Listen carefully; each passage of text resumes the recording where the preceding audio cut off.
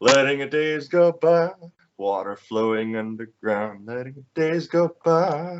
Water. Hello, this is Callie K. Cool Weaver with Thoughts at Midnight Talk Show. We have our co-host, Alex Hodge. Welcome to our talk show. Hello, mates. Welcome aboard.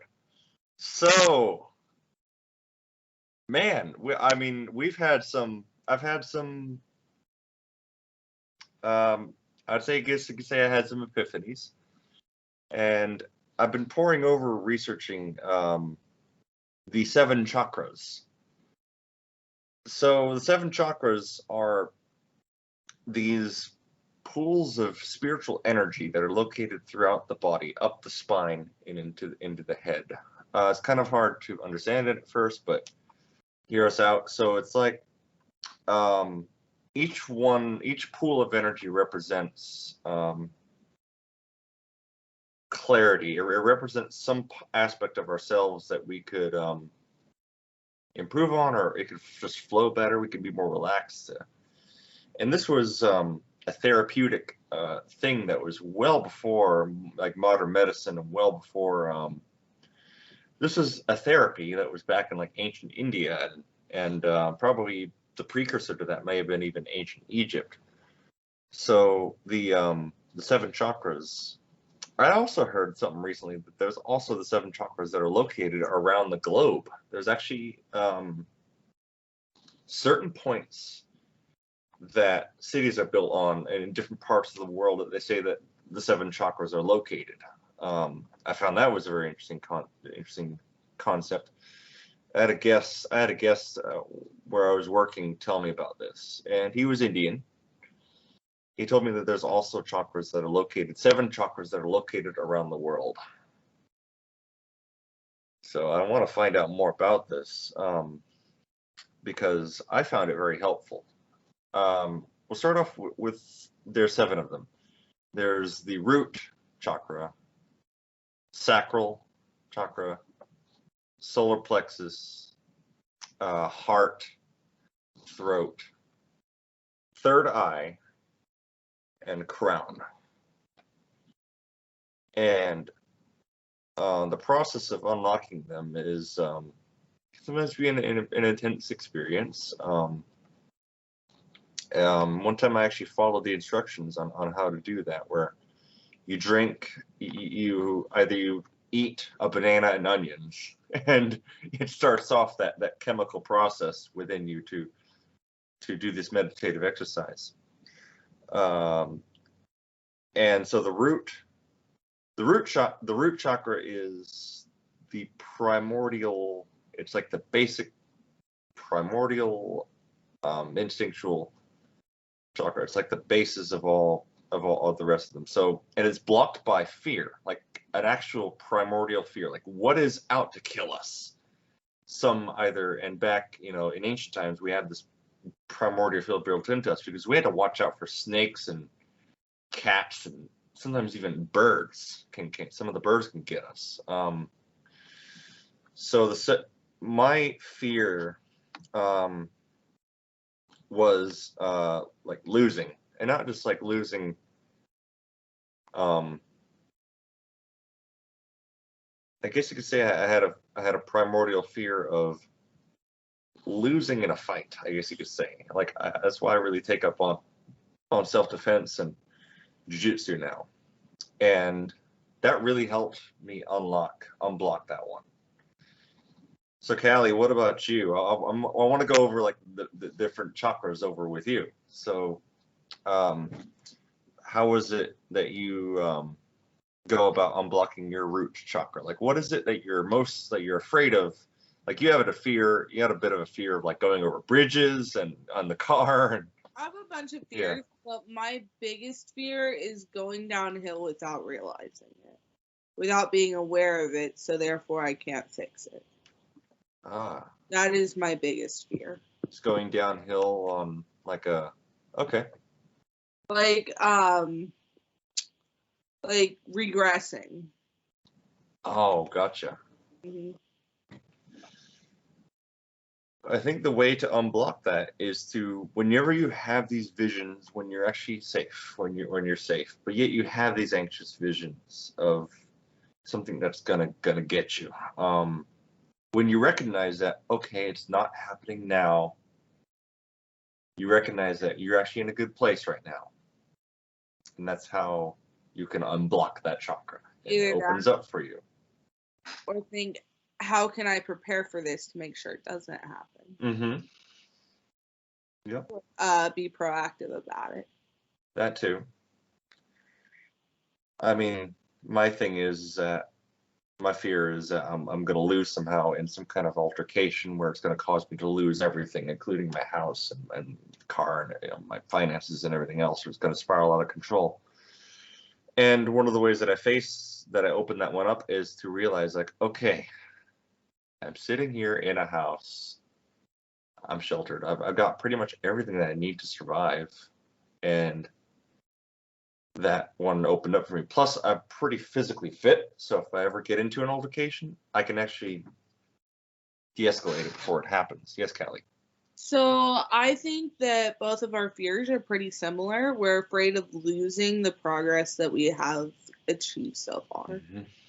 I mean, it's different on how we lost it, but it's practically the same thing. We're afraid that we're going to lose our progress. Yep. One of the ways that I proactively take measures to be proactive. So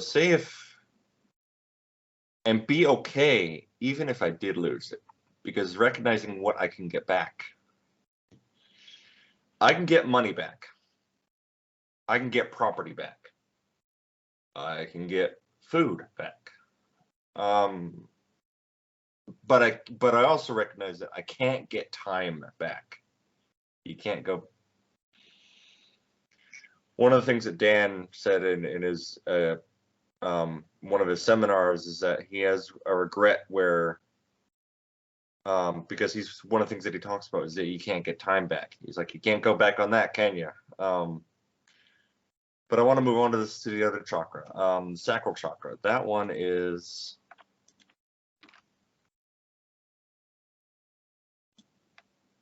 located in give me 1 second. I'm trying to find the image that I had of this earlier, looking through my notes. Pretty sure that one's located in the stomach. Yep, it's located at the pit, at the bottom part of the stomach.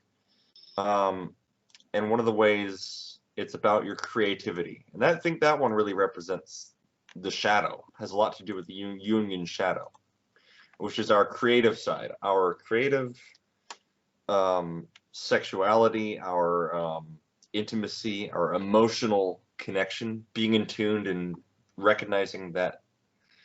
And one of the ways that I unblock this one is remembering that there are no wrong feelings. There are no wrong feelings. You feel a hot pan, you're gonna feel that. Or even if you feel something good, you even emotions. Yeah, and recognizing that there's no wrong feelings. There are wrong actions and wrong words that go against the natural law of human communication. But the feeling in and of itself, there's nothing wrong with that.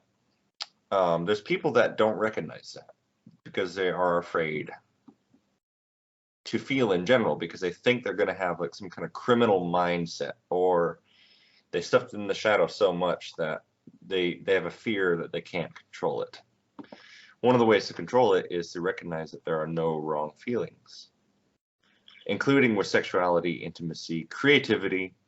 If you're good at music, sometimes that's why I love it when I see people that pick up a hobby that they haven't done in years. And you know the scene I'm talking about, like the father figure that hasn't picked up a guitar in years, but then he starts playing it. You ever see that? Like where, you've seen it in movies, you've seen it in real life, where they pick up a hobby they haven't done it. You had no idea that they were able to do. And it's like they're picking it up again, and they're like, it is such a relief to get that creative side out again. You basically become a child again, in the right way. Yeah, I'm pretty open with my creativity and sexuality and stuff like that. So I'm still a little closed off about it, I guess you could say. I'm okay with my creativity and sexuality, but I'm still a little bit reserved.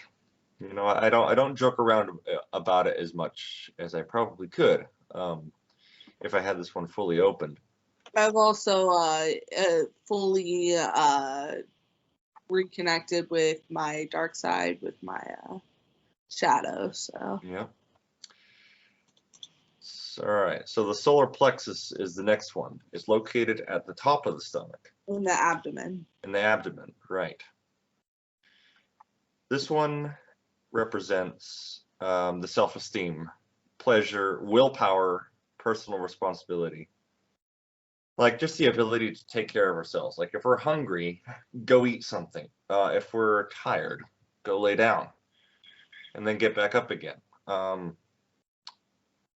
And so it's blocked by control issues and manipulative tendencies, or even fear of being manipulated. That's another one. It can be blocked by a fear of being manipulated. I know someone personally who has this problem. I won't mention him by name, but he has a huge fear of being manipulated, which seems to be preventing him from sustaining and employment opportunities that come his way. Because what do you do when you're under an employer? You kind of have to play the game. You're kind of being manipulated to do things that you don't want to do anyway, under somebody else's agenda. I'm okay with doing this because I know that I'm going to come home and there's a payoff for doing this, because I like being the ability to be put under pressure is a great education. But it's blocked by, this just solar plexus chakra is blocked by esteem. Misuse of power is another one. So, yes.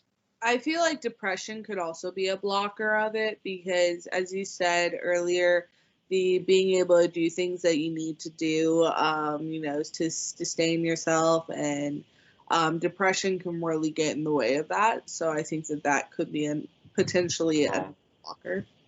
Yeah. Yeah.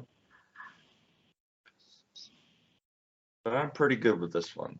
I kind of and again, it's because I'm put under a little bit of pressure. I have to be.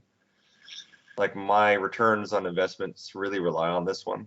And I don't just mean by money. I'm talking about like life ROIs, like that I invest my time in and my energy in, and what I get in return is so much. It's nice when this one's opened. And up next is the heart chakra. This one's located in the center of the chest and around your heart. This one represents love. And not just, not lust. Let's be very clear on our semantics here. Pure love. Pure love. Your love for your love for your country, your love for your relationships, and your love, especially most importantly, your love for yourself.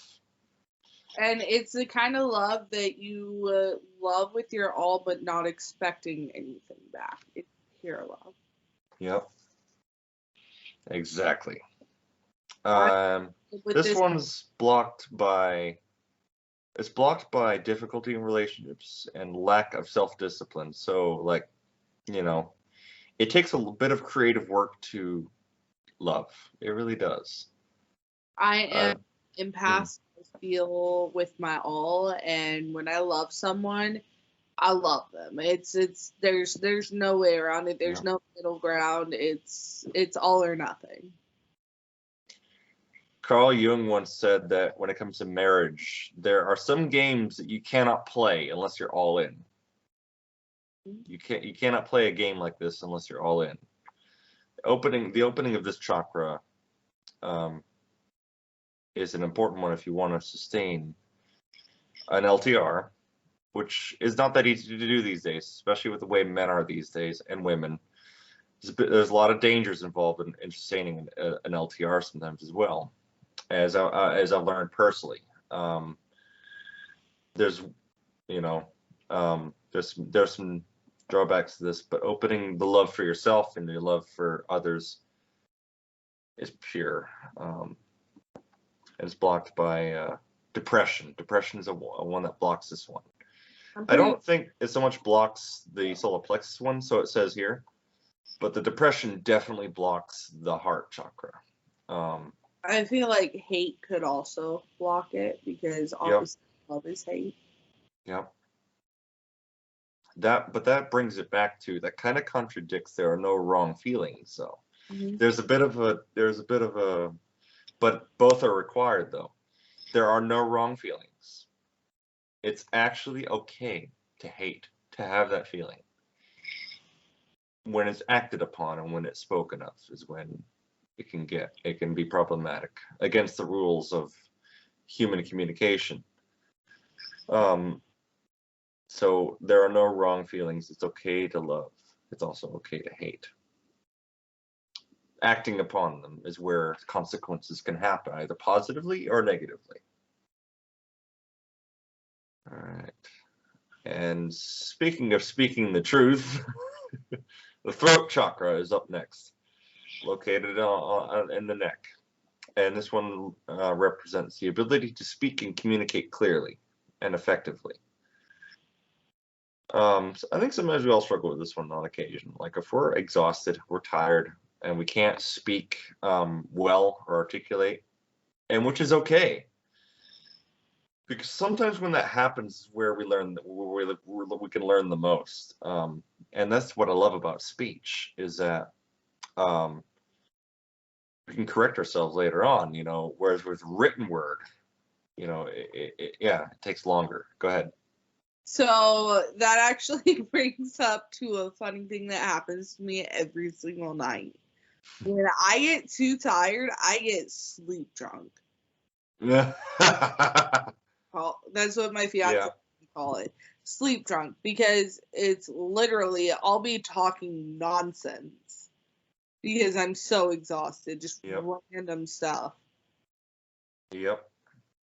So I think that's a blockage of the throat chakra, is exhaustion. So if you overexert yourself, it can definitely block this one.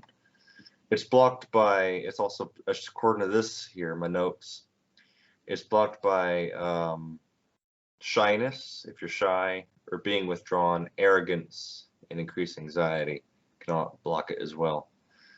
Especially when you ever had something that really needed to be said, like, God, like it needed to be said. But you don't know how to say it. Or you don't, because you're reserved to say it because you don't want to stir up the pot. Even though it's true. It usually happens when it's true. But you say nothing. You kind of are in silent, quiet desperation. And this is what happens when the throat chakra is blocked, is when you want to say something. Even when it's joking, or even when it's timing is just right, especially if you time something right, it can be really funny when you say it. Or when something's bothering you, or someone, you know, the ability to speak up when it's true, like, okay. And that can go a long way, but it can also land into trouble. But the trouble of speaking the truth and having it out there is way better than being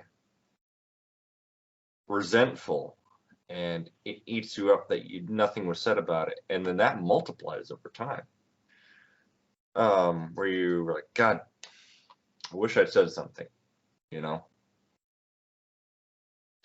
Say it now, like, you know, if you got something to say, if it's true, go for it. Now, if you're lying, if your intention is something else where you're lying to get what you want, that's a different can of worms. But if it's true and it's something that's really bothering you, you kind of have an obligation to speak the truth about it, and to yourself and those around you, including family and friends and everyone else around you. Yeah, I've done that with you a few times. Yeah. Yeah, as have I. Next one up is the third eye chakra, located at the center of the forehead, between the eyebrows, right in here. It represents foresight and openness to imagination. And this one I really worked on as of lately. And I've experimented with this one because I do this breathwork exercise where I can literally, I've learned how to open it using with my pineal gland. The pineal gland is a gland that's in the brain. You can actually manipulate it to open up a little bit. There's a breathwork exercise that I do, and at the end of it, I'll take a breath in, hold it, and squeeze. Because what happens is that it forces a bit of spinal fluid up into your pineal gland, therefore opening it. You can actually see things better. Your mind is more clear. You can physically manipulate this one, the third eye chakra. This one I find very interesting. I found that when doing that, and I don't know if did I tell you the story I think I may have told the story on a previous podcast where a buddy of ours left his boots at the beach, but I didn't even see him leave. I didn't see him leave them there. Like, I didn't know. But he was looking around for his boots. I'm like, I could literally see them. I knew where they were. Another thing happened very recently. We were at the gym, and Chris lost his phone. I didn't see where he would have had it. I didn't even know what machine he was working on, right? I knew that he was working on one of the leg machines, but I didn't know which one. I knew exactly where his phone was. I knew where it was. I knew where it was. I knew where it fell. Somehow, I was actually able to it was intuition. The third eye chakra has a lot to do with intuition. Foresight, intuition. Listen to that thing, especially when it's clear. Listen to it because sometimes it knows shit.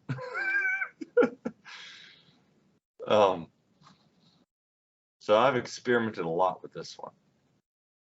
All right, final. So what about you, Callie? You're kind of able to do this too. Yeah.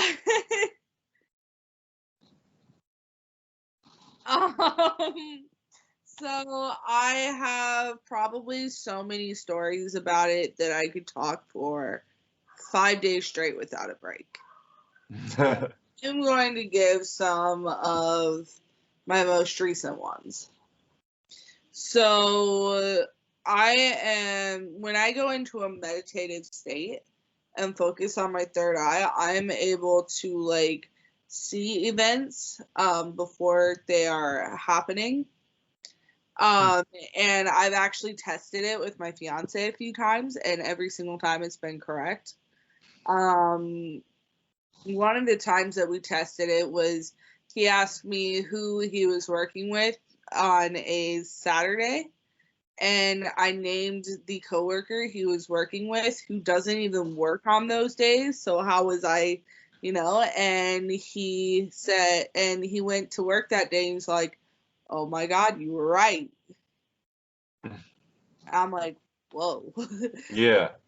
Other times I'll get this deja vu kind of feeling, but it's exactly like deja vu, but I know it's going to happen anywhere between 5 seconds to a few months in advance. I see it all in a quick kind of burst of knowledge, and I'm able to know what happens. Like, my old residential manager, I was going to the bank and I had this deja vu moment, and it was a few months into the future. We were driving on a country road, and she's like, she was telling me, "Callie, I put in my 2 weeks notice. I'm done. I can't work for people anymore." And literally a few months later, she quit. Whoa. I got to work on this one to see who's going in and out of the place that I work. So that is so cool. Callie, one time you said there is actually scientific evidence now that this is actually a thing. physiological thing that people are able to do. Yep. And I remember growing up when I was younger, this used to be such a mystery to me. How the fuck do people know, like, about this stuff? You know, right? How is it possible? As an adult now, I've done it a few times, and I recognize that when it happens, it can creep people out sometimes, because, like, how did you, right? You know. One of the, because that used to make me actually used to also be very jealous, because it's like, okay, how are you figuring this shit out? there was one thing that I did see a few times when I was going into my meditative trance-like thing that I usually do. And I saw something that looked like the sky was on fire, like there's orange everywhere, there are bombs dropping, like there are flashes of light, there were children screaming for their parents, people crying. It was crazy. Uh-oh. Yeah. So if that happens, hi, I'm the one that predicted it. Blame me. Oh man. Please don't blame me. No. So, and there are, Dolores Cannon went into this. I saw this on a TikTok video she did at one time about dimensions. That we are surrounded by dimensions. We have the now. We are in the eternal now. That's why time goes forward. We can't get time back.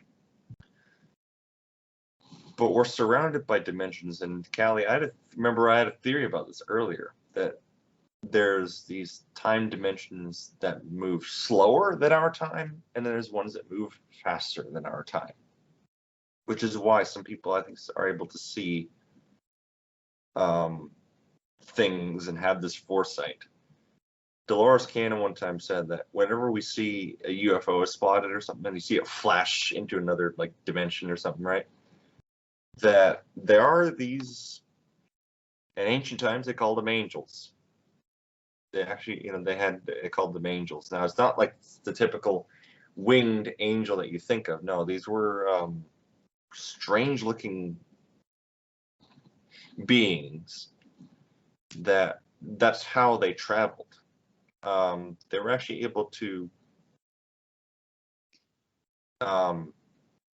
go into these different times. It's hard to explain, but the third eye I think is a way to look into a little bit further out from the spectrum that we normally see as the now.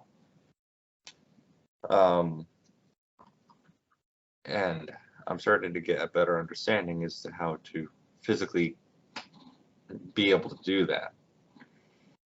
And last is the crown. Oh, yes. I want you to try this one of these nights.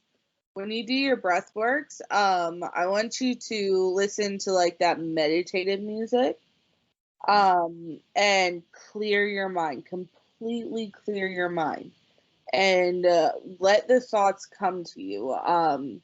That what I take from that is that my intuition is telling me something every time I do that.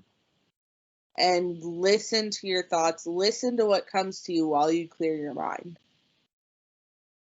And that's one of the ways you can get that to happen. I'm going to give that a go tonight, because I have a big work week coming up. Yeah, and you can also focus while clearing your mind. You can focus on a specific time or time frame or whatever you want to focus on, and you'll get, like, not like images, but your mind, it's like a vivid imagination kind of thing, but your mind is cleared. That's how you know something's gonna happen. I'll give this a go tonight. I like the sound of it. Nice. Experimenting with your third eye, yay. Yeah. This is how Nostradamus did it. So the last one is the crown chakra, and it's the 7th, located at the top of the head. This one represents states of higher consciousness, divine connection, like the higher self. And this, I think, we get into our ideal. Yeah. We talked about this earlier, about what is our ideal.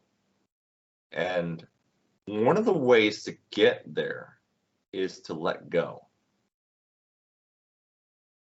To let go of all attachments. And that's one of the ways you can open up the crown chakra. Now that it's funny because that kind of, again, that's another one that contradicts the heart chakra, because the heart chakra is love. It represents a connection to somebody, an attachment, right? You can fully participate in that while detached.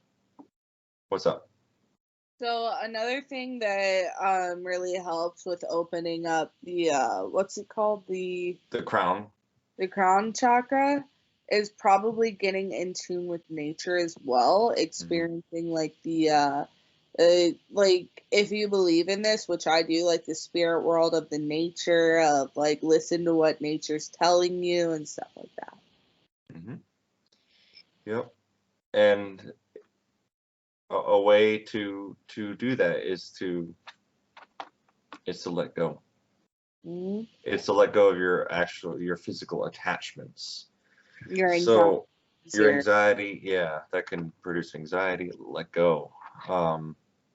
Which is why when I run into trouble financially, socially, or like if I can't keep up with something, the reason that I get anxious about it is because I'm attached to that thing. I found that when I open the crown chakra, when I'm able to let go and see like my higher self, but able to let go of where I'm at now. And sometimes the solution comes to me and things get better. Like when we run into some trouble, that's life. It's going to happen. We've done it before. Look at where we are now. And that wouldn't be possible unless we were able to have this connection. Yeah, maybe it would, but it's go ahead. What life would be like if we could just let go. Let go of our worries, let go of our anxieties, let go of that. Imagine how much your perspective and everything would change if you could just learn to let go. Imagine like one of those Wall Street, billionaires able to do this. Imagine what that would be. And I can actually, I know someone who does that actually. She donates. She gives a lot of it back. I forget her name. She's some kind of musical artist. I forget her name. I can't think of her name right now. Shit. But it's not Lady Gaga, is it? Who? Lady Gaga? It could be. She's one of them that's able to do this, yeah. The Rock. Dwayne. He's done this. Dwayne Johnson. Yeah. These are, and imagine, and Callie, one of the things about the guy that runs QLA, kind of sad to see this, but he's unable to do this at the moment. Have you noticed that? Yes. So it's because he has a lot of blockage from getting beaten by his father, but it drives him to go forward with what he's doing. Yeah. But notice that some people, go ahead. Sometimes you need to be able to hold on to that kind of stuff. Yes, detach from it, but sometimes you need to be able to hold on to that in your memory to keep you to move forward. Remember it. Even Dwayne Johnson said, "Remember the hard times," because that's where you came from. That was you. And Callie, you actually taught me. You taught me about don't treat the former self as a separate entity. Remember the hard times. Remember that you said to remember that was me too. It's being able to let go of that and to remember that we're energy. We are matter itself is a form of energy. But it's blocked by. But this one, it says here on the script, the crown chakra is blocked by cynicism, disregarding what is sacred, and closed, can kind of close off to the ideas, and disconnection with the spirit. One of the ways to reconnect with that is to detach from the material. It opens up possibilities for solutions to come from the spiritual and from yourself. So there we go. I'm going to share the screen here, show now audio listeners won't be able to see this, but when you go on to YouTube and look us up, you'll be able to see this. Can you see this? Yes. So there they are. There's the root, sacral, solar plexus, heart, throat, third eye, and crown. I wonder what those names underneath what those mean. So these are the Indian names. Okay. So these are the original, the original names for the symbols. Muladhara, Svadhisthana, blah. Shradhisthana. Yeah. Manipura, Anahata, Visuddha, Ajna, and Sahasrara, something like that. Yeah. So these are the original script of I think it's Indian. So, and I found this form of therapy far more effective than a conventional therapy that we have here in America. Now it's effective, but a lot of this is based on this. A lot of our modern conventional therapy is based on this stuff.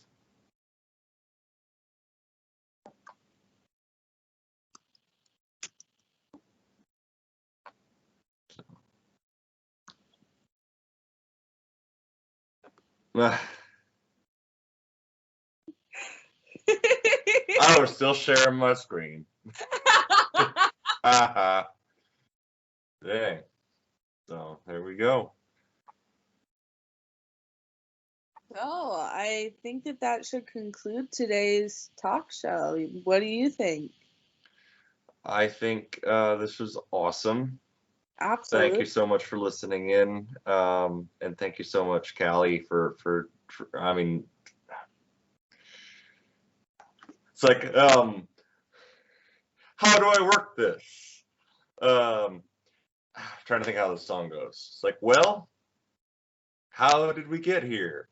Letting the days go by, water flowing underground. Letting the days go by, water. Once in a Lifetime by Talking Heads. Okay. Yeah.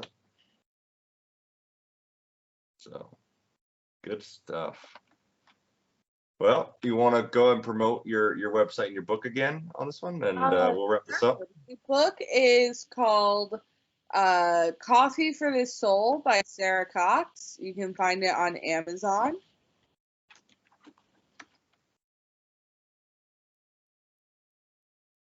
Coffee for the Soul on Amazon, and it's 13 for the Soul by Sarah Cox. Yep. There it is. It's free for Kindle Unlimited, $13.99 for paperback, and if you want to buy the ebook, it is $9. Right on. And Callie, I was gonna say you could also put the link in the description for these as well. Yes. The website is www.thoughtsatmidnighttalkshow.wordpress.com. And on it, you can read about the team. You can read about her, read on her blog, and a lot of her blog has been the topics of conversation that we've had on a previous thing when we first started, A Day to Be Me, which is also on YouTube. Links to the channel are on the YouTube channel and on here. So we have A Day to Be Me blog here. And these are more topic-based than our current talk show. And they have got coaching on here. This is awesome stuff, Callie. I can't wait to see where this goes in the next coming months and years that we'll continue to do this. So yeah. I look forward to it. Okay, well, this is Callie Kekua Weaver with Thoughts at Midnight. We have your co-host, Alexander Hodge. Thank you so much for joining us. Have a great night, everybody. Bye. Goodbye. Water flowing underground, letting days go by.